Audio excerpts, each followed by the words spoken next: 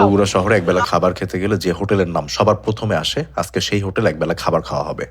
খাবারের স্বাদ তো আছেই, তবে হোটেলটি বিখ্যাত তাদের শতবর্ষ ধরে চলে আসা একটা রীতির কারণে। প্রতিদিন রাতের চিত্র এটি। সারাদিনের কাজ শেষে অসহায় ক্ষুধার্ত মানুষগুলো জড়ো হয় এই আকবরিয়া হোটেলের সামনে। ঠিক রাত 12টা বাজতেই বিতরণ শুরু হয় নতুন করে রান্না করা এই খাবার। হোটেলের বেঁচে যাওয়া কোনো খাবার না, কোনো উচ্ছিষ্ট খাবার না। এই অতিথিদের আপ্যায়ন করতে প্রতিদিনই রান্না হয় কোনো না কোনো পদ।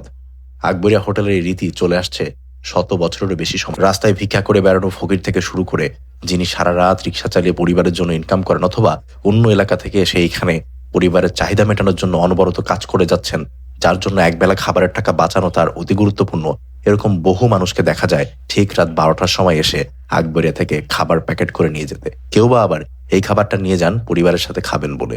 এই রীতি চলে আসছে শত বছর ধরে, আর এই মানুষগুলো এই রীতি উদযাপন করে আসছে শত বছর ধরে। কেউ বা 40 বছর খাচ্ছেন, কেউ বা 10 বছর ধরে খাচ্ছেন, এ কথা তাদের মুখেই শোনা যায়। বগুড়া শহরের প্রাণকেন্দ্র সাতমাথাতে অবস্থিত এই হোটেল, রেস্টুরেন্ট, বেকারি, এমনকি তাদের আবাসিক হোটেলও আছে। খাসি বিরিয়ানি হবে, গরুর তেহারি হবে, মোরগ পোলাও হবে, কাচ্চি হবে, আর সাদা ভাত আছে। ভাতের সঙ্গে আছে গরু, খাসি, মুরগি, কাতল মাছ, ইলিশ মাছ, বোয়াল মাছ, চিতল মাছ, ছোট মাছের চচ্চড়ি, মুড়ি ঘন্ট, এছাড়াও ভর্তা ভাজি, হরেক রকম আইটেম। বিখ্যাত আকবরিয়া হোটেলের খাবারগুলোর কথা বললে আমার কাছে মোটামুটি বেশ কয়েকটা ভালো লেগেছে।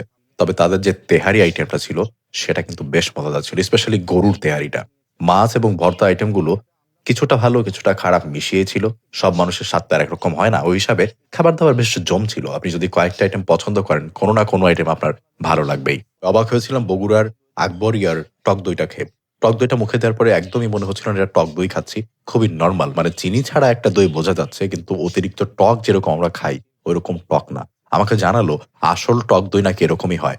অন্যান্য টক দইতে ভিনেগার থাকার কারণে টকের পরিমাণটা একটু বেশি লাগে। বাংলা সব ধরনের খাবার দাবার এখানে পাওয়া যায় বলে শহরে বেশ পরিচিত এবং বিখ্যাত বলতে পারেন আকবরে। রাত, দুপুর এবং সকালবেলা বেশ ভিড় থাকে, মানুষ এখানে স্বাচ্ছন্দ্যে খায়। বগুড়া ঘুরতে আসলে এই জায়গাটায় একবার চেষ্টা করে দেখতে পারেন, খাবারগুলো খুব একটা খারাপ না। তবে দামের কথা বললে ঢাকা শহর থেকে দাম যে কম তা একেবারেই না, মোটামুটি একই রকমের দাম পাবেন।